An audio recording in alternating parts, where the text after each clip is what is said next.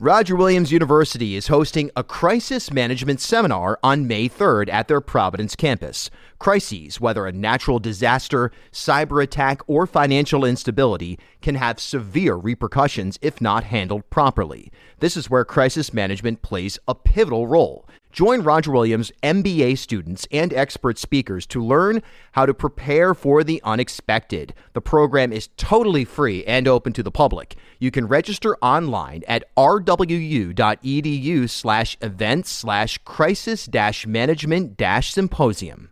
This is the Bartholomew Town Podcast.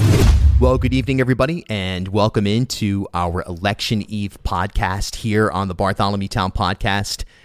Yes, indeed, Election Eve here in Rhode Island and across the country, and what is undoubtedly going to be a major midterm election. And, you know, you look at some of the predictions and where things have kind of shifted even in these last days here in terms of races that were a toss-up. Many of these races on a national scale, in terms of congressional races especially, have started to slide to favoring the Republican. And you got to wonder here in Rhode Island how that congressional District 2 race between Republican Alan Fung, the former mayor of Cranston, and our general treasurer, Seth Magaziner, the Democrat, how that is going to play out. You know, the polling in that race has, in terms of at least, you know, media organizations, academia, so on and so forth, public-facing polls, has favored Fung heavily. But, you know, in the most recent debates, the issue of Social Security has been the thing that has, in some ways, boxed Alan Fung into a corner. While he keeps on using the example of, well, look, my mother, you know, I would never cut her Social Security. It's not about that, right? It's about this isn't an ex post facto scenario. In other words, if you're somebody who is already a Social Security recipient, the Republican plan, if you will, the Kevin McCarthy idea with reforming Social Security isn't about taking away benefits from current recipients, but about making changes going forward. And while you can make an argument, and I think it's a reasonable one at a certain level, that, you know, you elect Alan Fung, you get a Republican down in Washington that is, you know, somewhat moderate, at least in terms of what he's been pushing on the Social Security issue and saying he'd never cut Social Security, and somehow, you know, one way or another, he ends up in the room or just being a part of the caucus. He can bring that perspective to the table. Look, the Republican Party is going to move in the direction that they want to move in if they are able to take back the House. And we've heard talk today that Marjorie Taylor Greene is making a play to be on House oversight. Donald Trump expected to announce a 2024 presidential campaign shortly. And, you know, as much as Alan Fung has done everything that he can to distance himself, within reason, distance himself from that scene, look, at the end of the day, you know, that is going to be on voters' minds when they go to the polls tomorrow. Now, something like 20% of voters have already cast ballots, either through early voting, mail-in ballots, so on and so forth. But tomorrow, when people go to the polls in a state that is, you know, it's blue, but it is a moderate blue, I have no idea how this thing is going to play out. Are people going to say, you know, geez, you know, I like Alan Fung, you know, I like them as mayor, but, you know, and maybe I don't even like Seth Magaziner, but we can't have at least Rhode Island attached to any of the policies that are going to be pushed by the Republican Party or the direction that the party's going in. We can't associate Rhode Island with that. And even though an Alan Fung vote may not be the thing that flips the balance of power inside the House of Representatives from Democrat to Republican, we don't want to be a part of that. And I don't want to be a part of that. I'm not going to pull the lever for Alan Fung simply on those grounds. No matter how it plays out, right now, you know, you look at the, whether it's Cook, there's so many different predictors that are leaning Republican right now in Rhode Island in terms of the congressional District 2 race.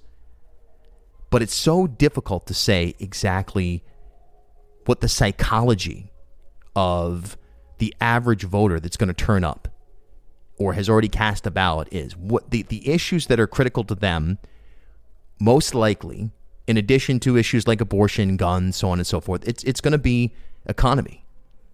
Whether that's inflation, whether that's, Social Security, however it plays out, that's going to be front and center.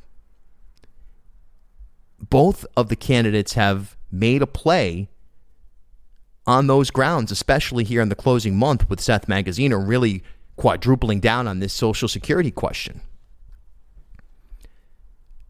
I just don't know. I don't know. Do people look at a Magaziner and say, hey, geez, he just doesn't represent me? I know Funk's talking about Social Security cuts or he's going to vote for Speaker McCarthy, who, by default, Fung will be associated with Social Security cuts and so on and so forth. But, geez, I got to lean Fung because he speaks a more, a version of societal and economic reform that is more in line with my own thinking. Or do people say, hey, geez, there's no chance that we can lean conservative or go conservative or support a Republican agenda? That is the furthest thing that we need when it comes to any kind of economic reform. I don't know.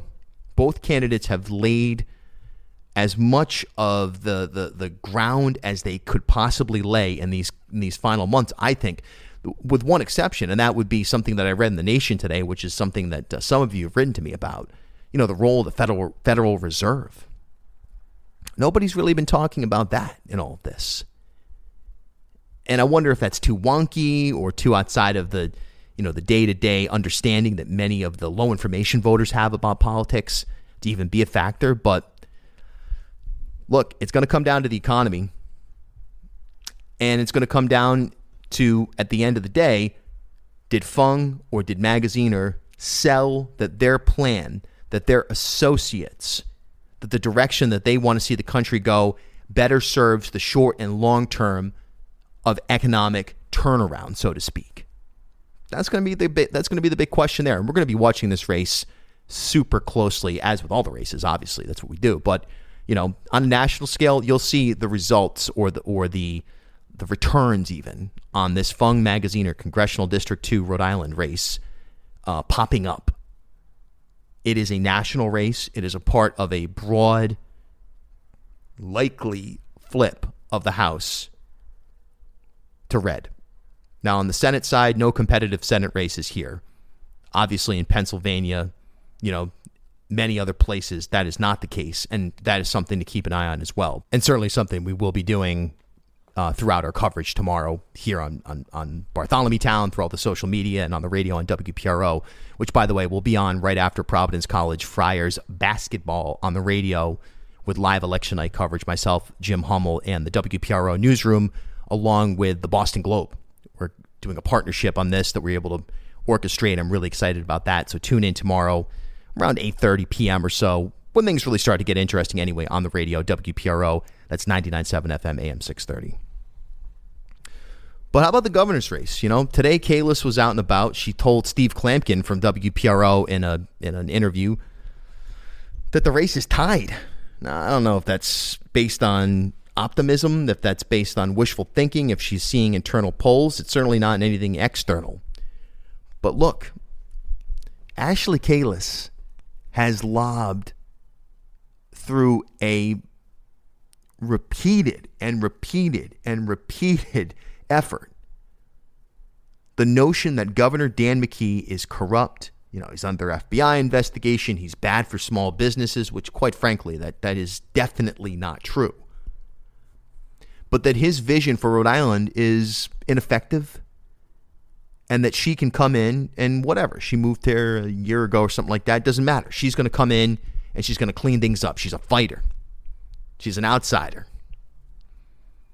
The people buy into it. I do not think that this race is wrapped up for Dan McKee. I do not think that the governor's campaign, his governmental staff, his family, the people that are closest to him, I don't think they go to bed tonight exorbitantly confident. Again, I'm not in the prediction business here. I don't know.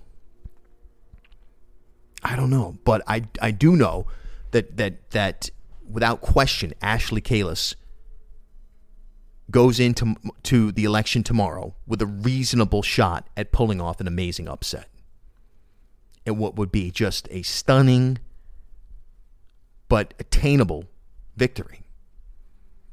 Now, forget about the whole Democrats for Kalus. Come on, folks, that's utter nonsense. I mean, that is absolute 100% nonsense, the people that she's picked up. Former Speaker Matty Smith, come on, man. Dick Fossa, I mean, please. A handful of people here and there from Democratic town committees and town councils. Look, if she had Joe Shikarchi, if she had Gina Raimondo, if she had Jorge Lorza come out for her, maybe you'd be making noises, making a noise about the fact that there's a Democrats for Kalus machine. That's not what this is. It's the, again, low information voter, the person who says, hey, you know what? I have a grievance. I don't like the way things are going. This lady Kalus seems like she's going to turn that grievance of mine around. So I'm going to go out and vote for her. I don't know how many of those people are out there. You court enough people from that type of perspective, blended with true conservatives and, independents that are, just always looking to be casting some kind of contrarian vote. I think it's possible that this thing comes down to the wire. Now, Kalus has some problems against her in terms of the independent candidates. I don't know, Zach Hurwitz, what kind of, he's the URI kid. He's like 18 years old or something like that. I don't know if he cracks 1%. But Paul Rihanna and Eliza Gizzarelli, Rihanna, he's the Freedom Fighters guy, anti-vax mandate, wears the Let's Go Brandon sweatshirt to events, so on and so forth. He sucks up 1.5%, maybe 2% of the conservative vote. Gizzarelli sucks up 1.5% of the conservative vote through the Libertarian. Add that up. Those 3 points, I don't think the race will be decided by the existence of the third-party candidates. But hey, it's not going to help Kalus. So in that regard, from that standpoint, Dan McKee has to feel like, all right, at least the role of the third party. There's not a left, it's not like Matt Brown or Munoz ran as independents against him. That's going to suck 2, 3, 4, even 5% of a progressive vote away. So from that standpoint, Dan McKee has to feel pretty good. Hey, look, again, impossible to know who turns up at the polls. Who makes that decision? Either go vote early, send the mail ballot in, or turn up on election day. But it's the type of voter that shows up that will decide these races. And I don't mean party affiliation. I mean engagement with issues. Kalus, with her teal and light blue color scheme and some of her messaging, she's certainly not playing into the far right. The question is, does the far right get motivated and in a coalition with the semi-conservatives, the Republican base outside of the Trumpians, whatever that is, if that even exists, I don't even know. Do they show up? So governors, it's going to be really fascinating. And when we talk about a red wave or whatever it may be, does it trickle down to the point where people have said, hey, I've seen on, Fox News, or I've heard on some radio show, or I've read in some newsletter or something like that, the future of democracy is at stake. The future of our human society is at stake. We can't let, the runaway policies of Biden infiltrate our economic infrastructure, our schools, whatever it is, and get motivated to vote. It's that kind of mentality that got Trump elected. It's not impossible that there is an upset in the governor's race. Now, I think Dan McKee goes to sleep tonight knowing that, hey, look, they did a pretty good job of building a campaign based around, the work that Dan McKee has done since becoming governor in 20 or so months and focusing on those details. And I think a lot of the negatives against Dan McKee, his relationship with the media, which hasn't been very good, some of his lackluster decision-making that people point out at times, I don't think that impacts that, again, lower information voter who will decide this race if, in fact, it is going to swing Kalisz. But Dan McKee has the backing of the unions. This is a Democratic state. And there are plenty. You want to talk about Democrats for Kalisz? There are legitimate Republicans for McKee. You go into some of the more conservative parts of this state, and you will see signs for Republican council candidates, down-ballot candidates, Alan Fung and McKee. It is not uncommon to see that combination. And by not being a far-left Democrat, quote-unquote, Dan McKee actually is in a better position than if somebody had been elected who, had won that primary, that Democratic primary that would be, quote-unquote, far-left. Because this matchup, I think, in terms of the independent voter, the informed independent voter, definitely favors McKee. But hey, that's why they play the game. That's why they have the election. Anything's possible. Down ballot, I think Sabina Matos has to feel good about the fact that even though she's getting beat up about her defund the police vote back in 2020, again, most people aren't paying attention to that. A lot of that stuff ends up just being utter nonsense. People don't even know who the lieutenant governor is. They're not paying attention to this stuff. But Aaron Gukian has run a competitive campaign. And, they want to compare resumes. Gukian, kind of a mid-level banker, worked for Kachiri, worked for the Rhode Island Foundation. Sabina Matos has been and she is an extremely underestimated political leader in this state. She is very, very politically savvy. She's very well connected through her own work, through her husband's work, through a network that is a lot more vast than a quick glance might lead you to believe. But it'll be interesting to watch. Obviously, Attorney General, Secretary of State, we all know who's going to win that. Treasurer is going to be really fascinating as well. Thiosa versus Lathrop. The Battle of the Jameses. James Central, James.com. Do people vote based on a resume, based on experience in the financial world, or do they do so based on municipal and governmental elected leadership? Or, most likely, do they just go in, not have a clue who either of these people are, and just vote the party line? So a lot to watch for, How much of a reflection of the national trends will Rhode Island be? Will Rhode Island mirror national trends, or will it be a standout, an outlier? A major question, which we're going to watch play out tomorrow.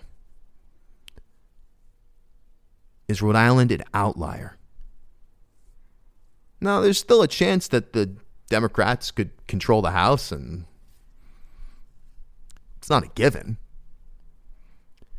But if you have any reason to trust the prognostication and the expertise of the media and academic predictors that have been put forth. That's highly unlikely.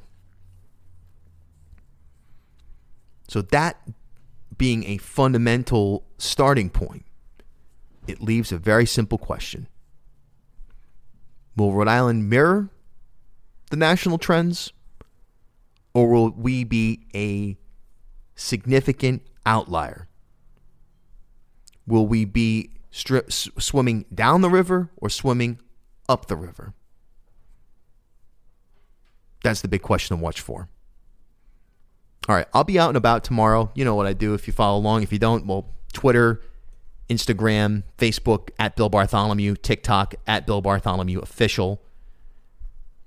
And I'll be posting, I go around, I talk to some candidates, I talk to some people on the street, I get polling numbers, not polling numbers, I get election totals and things like that from different polling places and report it out. And then I'll be on WPRO, of course, 3 to 6 on the Dan York Show in the afternoon. Polls close at the polls close at 8, and then around 8:30, I'll be hosting our WPRO Election Central election night coverage live on the radio. I'll have Jim Hummel by my side, the mighty Jim Hummel of the Hummel Report, Rhode Island PBS, and the Providence Journal. Our newsroom will have Bill Haberman in studio. We'll have Steve Klempkin and Paul Zangari out in the field. Plus, I'll be joined by Dan McGowan, Ed Fitzpatrick, and Amanda Milkovich of the Boston Globe at various points throughout the night. And again, it's a WPRO Boston Globe collaboration that we were able to work out, and I'm really excited about that. That we'll be working together on the election central coverage. So that's tomorrow night. Hey, Rhode Island, the outlier or the mirror? Does Magaziner, does McKee, do the down ballot candidates and the Democratic side all pull it out in spite of a literally red moon that's going to be in the sky tomorrow? Talk about a predictor for the right. Oh my God. There's going to be some kind of eclipse and the moon is going to be red. You kidding me? Are we an outlier, or are we in lockstep with what's going on nationally? That's the big question, and we're going to answer it tomorrow. And you know what? Voting locally, you guys know I really care about local politics. It's a great opportunity, and I hope you're engaged, and I hope you tell people to get engaged, because this is a big one. It really is. Have a great night, everybody, or if you're listening to this on Election Day, have a great day. Remember, follow on Twitter and Instagram especially, at Bill Bartholomew, and I'll meet you there throughout the course of the day tomorrow. And then, of course, on the radio, 3 to 6, and then from about 8:30 until, hey, I'm going to make an extra cup of coffee. I'm not going anywhere. I was on a call with the Board of Elections this afternoon. I think we're going to have results pretty early tomorrow. But a lot of these races are going to come down to the wire. So we may have a long night ahead. I'll be there with you. See you tomorrow. Join WPRO's Election Central on Election Night, Tuesday, November 8th, as WPRO News Director Bill Haberman, Bill Bartholomew, and our panel of experts break down the local and national results as they come in. Tune in Tuesday after the Friars game for complete coverage. WPRO's Election Central is sponsored by LiquorRI.com, your favorite beverage delivered to your door anywhere in Rhode Island. With the increasing legalization of cannabis across the country, including most recently Rhode Island, the cannabis industry is growing at a rapidly accelerating pace. If you are already in the industry or wondering what is the best path to break into the cannabis field, well, the University of Rhode Island has a program to help educate you in the evolving space. Fully accredited by URI's College of Pharmacy, the online certificate program covers topics related to product development, chemical analysis and testing, and patient and customer therapeutics. The next application deadline for the spring 2023 session is November 29th, and courses start January 10th. Join them at 2 upcoming info sessions and learn more at uri.edu/online/cannabis or give them a call at 401-874-5280. At HealthSource RI for Employers, we provide access to health insurance to more than 1,100 local businesses and nonprofits, and 96% of them renew through us every year. Maybe it's our choice of 19 different health plans, our 10 years of customizing solutions, or our one local team of dedicated experts helping employers find quality health insurance. See how our numbers stack up for you. Learn more at healthsourceri.com/employers.